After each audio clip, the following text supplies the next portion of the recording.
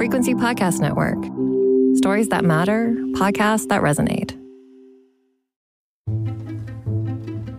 Over the past year, Canadians have become accustomed to learning of attempts by foreign countries to interfere in our democracy. Even so, however, very few would have expected this.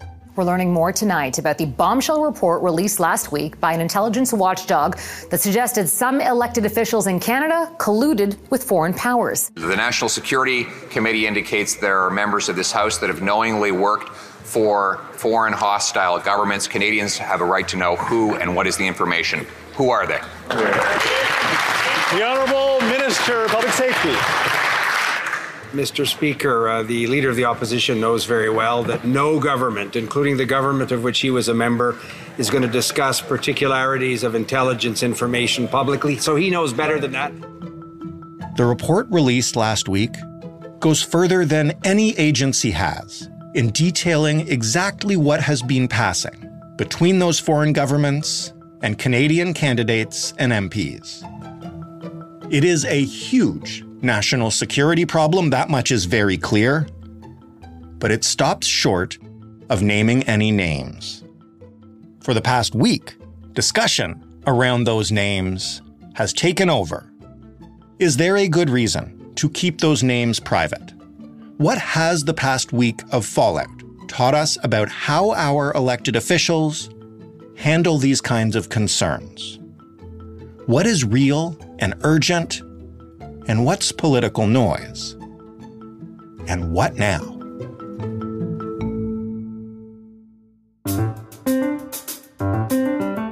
I'm Jordan Heath-Rawlings. This is The Big Story.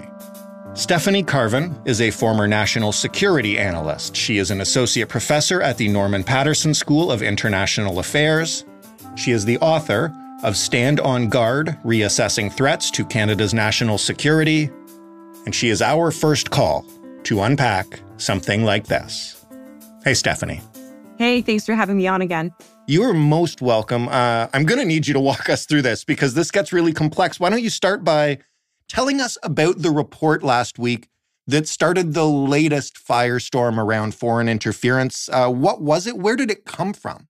So as you suggest, the report was pretty much a barn burner. It was really an astonishingly strong report that was kind of a 3-alarm fire in terms of talking about the issue of foreign interference. It was a little different from some of the reports that have come out earlier. I mean, there's been no shortage of reports on foreign interference now, but this one was different because it wasn't just looking at the 2019 and 2021 elections. This one had a much broader mandate to look at the issue generally. So this report was put out by a group of parliamentarians or a committee of parliamentarians called the National Security Intelligence Committee of Parliamentarians. It's a little bit different from a parliamentary committee, so it doesn't answer to Parliament. It actually answers to the executive, and that gets a little bit nerdy in the details. But all of this to say, the bottom line is this was a group of parliamentarians with high-level security clearance who've looked at the intelligence and are trying to tell their colleagues, the other parliamentarians, that we have a problem, that there are attempts by foreign governments to interfere in our elections. And there are, this is the most disturbing part, unwitting, semi-witting, and again, fully witting collaborators with foreign governments and intelligence agencies that are sitting in Parliament. As somebody who's made a career out of this stuff, who I know has been following the entire foreign interference scandal closely, what was your reaction, your initial reaction to this report? Honestly, when I first saw some of the conclusions of the report, and I would direct people to look at paragraph 164, I'll be very specific, where it basically outlines the kinds of activities that are being done, it was truly shocking to see that in print. It, in some ways, it almost went beyond what I expected. I didn't quite think the situation was as dire as that MPs were knowingly assisting foreign governments, foreign intelligence agencies in ways that could undermine Canadian security. That was pretty dramatic. I think I expected some of the other issues that are discussed, such as MPs perhaps turning a blind eye when donations are being made because they want money to run their campaigns, or alternatively, that there are community groups that may be under the control or influenced by foreign governments that are actively participating in some of our electoral activities, particularly in the nomination races, which have been very controversial in the last year or so. That I fully expected, and we've heard a lot about that. But this report went a lot further, and they talked about all different kinds of threats. The other thing they did is they were a lot more specific than any of the reports that have come out before. Yes, they talked about China. Yes, they talked about India. India, to a large extent, I think it's mentioned something like 40 times in this report. So that's quite interesting. But there's also discussion of Pakistan and some other countries that are redacted. So again, this went further than I think any of the other reports have gone. And I was in some ways glad to see it. I think this is in some ways a very honest, very difficult, very disturbing report. But for those reasons, it is, raising a lot of concern that there may be MPs who are being disloyal to Canada. Maybe not in a way that's illegal, but certainly in a way that is not in our interests. Let's actually literally take it back to paragraph 164 that you mentioned, because I want to know what exactly the specifics are around working with foreign governments, because that's a really broad term. But the word traitor has been thrown around a lot in the past week. Yeah, I mean, we have a whole conversation about the word traitor and whether or not it's appropriate. I mean, treason has a very specific definition in the criminal code, but either way, what's happening here is clearly deeply problematic. And what the report highlights in paragraph 164 is really 5 activities that they highlight that are taking place. And that includes communicating frequently with foreign missions before or after a political campaign to obtain support from community groups or businesses. I mean, yes, of course, that's something that politicians would do. They're going to want support from different groups, but actually going to a foreign mission to do that, that's pretty bad. Secondly, accepting knowingly or through willful blindness funds that benefit from foreign missions, their proxies, which have been layered or otherwise disguised to conceal their source. So again, these funds where they may have been from foreign governments or outside, people who should not be funneling money into our electoral system. That would incidentally be a violation of the Canadian Elections Act. So there is a criminal charge there that could be applied. Thirdly, this idea of providing foreign officials information or privileged information on the work of their fellow parliamentarians, knowing that that information is going to be used in such ways that will inform those foreign governments. And then also that there's the foreign officials can then use that information about some of these privileged discussions to pressure parliamentarians to change their positions. Okay. That's spot on foreign interference. That's textbook. Fourth, this idea of responding to the requests or direction of foreign officials to improperly influence colleagues or parliamentary business to the advantage of a foreign state. And finally, providing information learned in confidence from the government to a known intelligence officer of a foreign state, just straight up talking to a spy. Again, it doesn't say knowingly that the MP is doing that, but the fact is that they're talking about very sensitive information to people, to foreign officials, and either not knowing they're spies or perhaps in a worst case scenario, knowing that they are spies. But the report is not clear on that point. What do we know about how witting or unwitting people were in some of these things? I'm trying to understand, is it possible that this could all be done by everyone unwittingly, or does the report specify that, yes, some people did know and did this on purpose? The report itself doesn't actually provide numbers, right? But the fact is that they are quoting the intelligence services in saying semi-witting or witting. So in other words, there are at the very least one individual who was doing so in a way that they knew that these activities were probably wrong, or at the very minimum unethical and not in Canada's interest. Mm-hmm. I mean, I'm going to say we're recording this on a Wednesday afternoon, if I can say that. And this is a rapidly changing situation. Elizabeth May spoke yesterday and said, she feels relieved. She says the only really witting participant is no longer an MP and is not in Parliament. And she has a lot of confidence now in her colleagues, which is a huge relief. But the fact is that we also know other party leaders are going to read this report as well. Do they agree with May's interpretation of the report? Will they say as much? And I expect that we're going to be hearing at least from NDP leader Jagmeet Singh in the next couple of days. and potentially also Yves Blanchette, who has apparently started the process of obtaining a security clearance for the purpose of reading this report. We could spend all day talking about who's getting security clearances and who's not, because I guess that's become a bit of a political issue. But you mentioned Elizabeth May. She knows who these people are. There have been many calls over the past week plus for some politicians who have seen these names to tell the Canadian people who they are.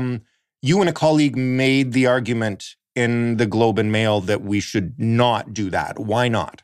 So I have some concerns. There's some very obvious ones, which is that, intelligence isn't evidence. We've been hearing this ever since the foreign interference scandal really kind of blew up almost 2 years ago. We've been hearing this, that, just because something's written down in an intelligence report doesn't mean you could criminally convict someone. It's just some reporting that's out there that they got from a source. We don't know the strength of the source. We don't know if it was, say, an intercept of a phone conversation or if it was a rumor from someone in the community that was just passed on to the service, for example. So I think we have to be a little bit careful there, because an allegation that you have knowingly passed on information to a foreign government in such a way that undermines Canadian interests, or even something, slightly less, like accepting donations where you may not have known the source and the source may have been a foreign government in the end. These are career-destroying allegations, right? So without having seen the report, I think we need to be really careful on how we throw about these allegations. Secondly, however, is that I think that the allegations are coming from ongoing investigations into foreign interference in Canada, right? Right now, we do know that CSIS, the RCMP, are investigating threats to national security with regards to foreign interference. The RCMP issued a statement last week saying as much, although not talking about any specific allegations in this particular report. And what I worry about is that if a lot of the information in the report actually comes out, it will become clear to the hostile actors, which may be under investigation, that they are being caught, that they're being monitored, and that could actually disrupt the investigation. Or alternatively, many foreign actors could learn about the kinds of sources and methods that CSIS and the RCMP are then using, and it could eventually disrupt future investigations as well. We really want to be careful around the sources and methods question.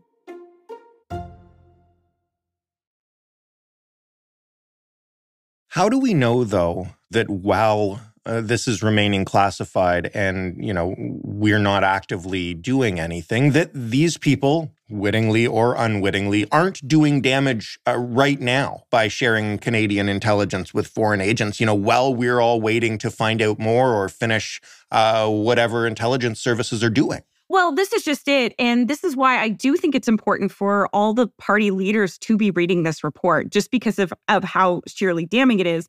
And not just the worst allegations. I want to be clear on this. Like, even if, as Elizabeth May says, there's no list of MPs that are traitors to Canada, or there's no one currently sitting in the House that she wouldn't be happy to sit with. Even if that's the case, and honestly, that would be great news, there are a number of other extremely disturbing allegations in this report that you can read. And when she read the unredacted report, she agreed. She said, look, just because there are people, MPs who are actively giving this information over doesn't mean that we should just sit here and pat ourselves on the back. There's a number of extremely disturbing things that Parliament has to act now. And again, so where I think what we really need to see is parliamentary leaders step up and protect their parties. At the end of the day, political leaders are responsible for their candidates, right? They get to say who is a candidate and who isn't a candidate. Even if there are these nomination races, they have to be approved by the party and the party leader. They have a responsibility to protect their parties. They have a responsibility to protect their candidates. And so if there's information in these reports being like, by the way, if your candidate is getting money from this organization, it's not a good thing. Or if a candidate is in contact with this particular business group, this is inadvisable. Parliament and party leaders have to protect themselves. And this is why I think it is so important that they do read this report and act accordingly. Because, as you say, there could be ongoing harms. And Parliament actually has the power now to stop this from happening. And so it's frustrating to see the decision this week by the political parties not to really take some of these steps, but instead kind of kick this down the road to the actual Foreign Interference Commission, the OAK Commission, because I don't really see how that benefits our democracy in any way. You mentioned that obviously Elizabeth May received security clearance, read the report, Jagmeet Singh, and perhaps Yves Blanchette. What about Pierre Poilievre? And what is that process anyway that they need to go through in order to see this stuff? A clearance process is just quite simply, are you loyal to Canada?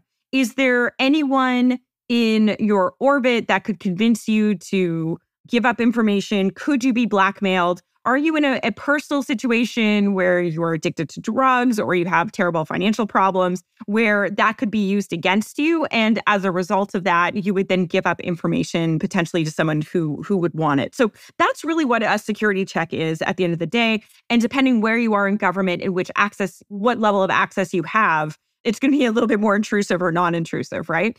I've been through the process. It is unfun, to put it mildly, but it is important because we do want to make sure that people who have access to the crown jewels of Canadian intelligence are just going to hand those over to foreign governments. So that's what the process effectively is. And so it's a lot of checks and stuff.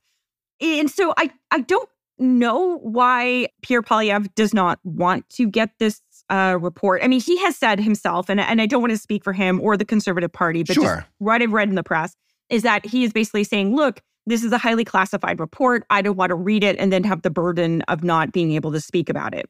But it's also true that Pierre Poilievre does not like talking about foreign interference. He has very seldom said anything in the House. He never really mentions it in his press conferences. He mostly leaves that to other members of the Conservative Party like Michael Chong or Garnet Janis, who speak very passionately about these issues in the House. It's just not seemingly where he wants to be. And I don't know why that is. I don't know if it's just simply because he wants to talk about capital gains taxes and wants to talk about the housing issues and the cost of living.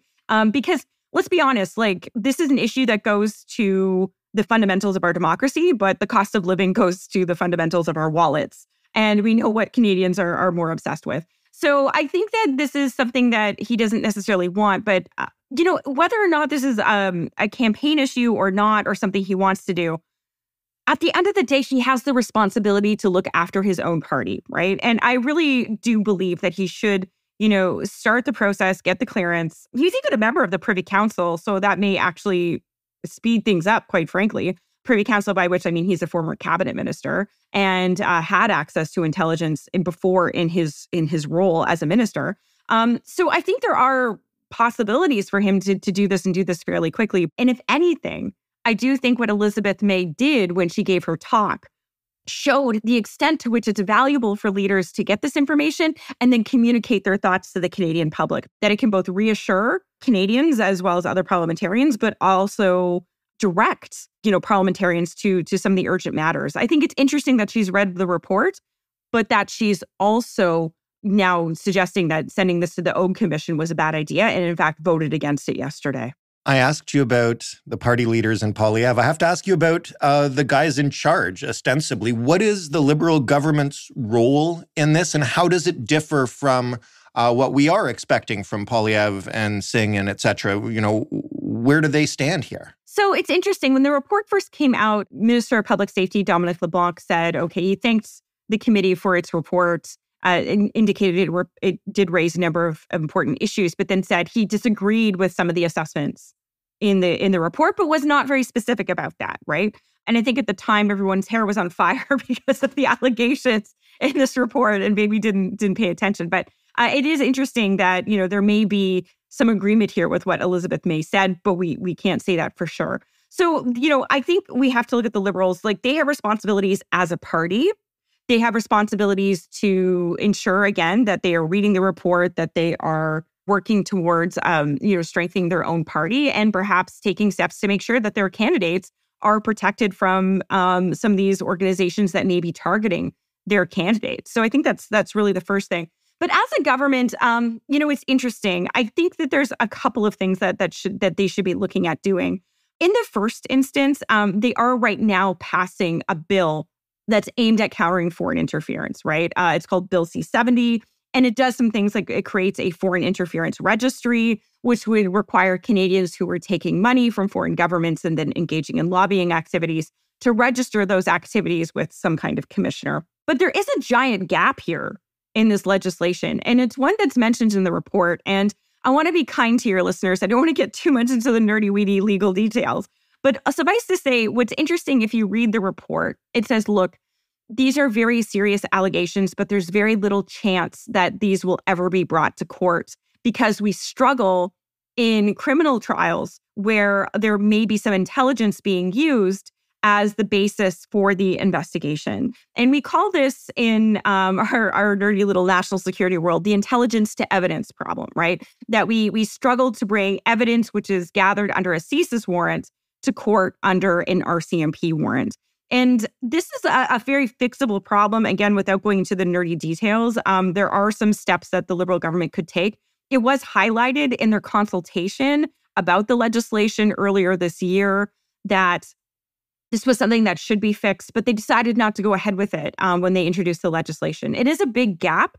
And I think when it comes to people who may be involved in these kinds of activities or organizations which are targeting MPs, if we're not able to bring criminal charges forward, it doesn't matter. You can pass all the laws that you want, but if we don't have the capacity to actually enforce this legislation because of huge gaps in our court system, or because the RCMP, frankly, just isn't that great at national security investigations, these are real things that the government should be looking at addressing now. And it's something that is very frustrating because I think the sense I get in passing it on to the OG Commission is that everyone just kind of wants this to go away, but it's not. We're just kicking the can down the road. So what do we know, and this is my last question, about what happens in the near term? You mentioned Elizabeth May voted against sending this report somewhere. What should Canadians be watching for in the next few weeks, regardless of, how we change or don't change long term to address this? So a couple of things I think we should keep an eye on. One will be interesting to see if Pierre Poilievre does decide to get clearance, does decide to read the report. Again, I hope he does, trying to be as nonpartisan here as I potentially can be, just because I do think it is in the interest of his party and protecting MPs. The second thing is that, this report has been kicked to the foreign interference inquiry. This was the commission that held hearings earlier this year, issued a report, about a month ago, and that looked at the problem of foreign interference, specifically in the 2019-2021 election. And so they're going to have to start work now on really kind of redoing the NSI COP report, the NC COP report that came out last week. And so, again, it doesn't make a lot of sense. And the challenge for that inquiry is that they're already overburdened, right? I mean, the timelines they're working on are shockingly small. Right. The fact is that they don't have a ton of resources, and they've been asked to come up with a list of recommendations as to how to fix this. And now they have this whole new burden on them as well. So that's something to look out for, to see how the actual inquiry itself feels about this and how it's able to handle this. If it goes according to the motion that was passed in Parliament yesterday, they will be reporting, I believe, in early October.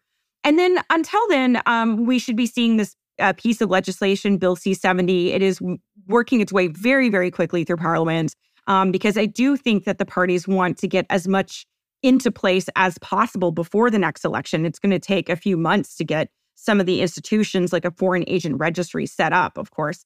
But at the same time, like I said, are we going to see movement to address some of the gaps that exist in our system, like our ability to prosecute these offenses? Are we going to see more resources going to community organizations that have been traditionally suffering from foreign interference? And are we going to see the MPs and candidates themselves better briefed by our national security agencies in order to combat this threat of foreign interference? Quite frankly, there's a lot more work that Parliament could be doing. I hope that they do undertake it before they undertake their summer recess in the coming weeks. We will watch and see, and then watch the partisan bickering over it. Stephanie, thank you so much for this. The more things change. Thank you so much. Stephanie Carvin, author of Stand on Guard, Reassessing Threats to Canada's National Security, a book that gets more relevant every time we talk to her. That was The Big Story. For more from us, including, of course, all our previous conversations with Stephanie, you can head to thebigstorypodcast.ca and just type her name in the search bar at the bottom. If you've got feedback on this episode or any other, we would truly love to hear it. The way to do it is to email us, hello@thebigstorypodcast.ca, or to call us and leave a voicemail. That number is 416-935-5935. If you want to let us, or everyone, know what you think about this show, you can do that by rating and reviewing us on Apple Podcasts or on Spotify. Be honest, we take them seriously. Thanks for listening. I'm Jordan Heath Rawlings. We'll talk tomorrow.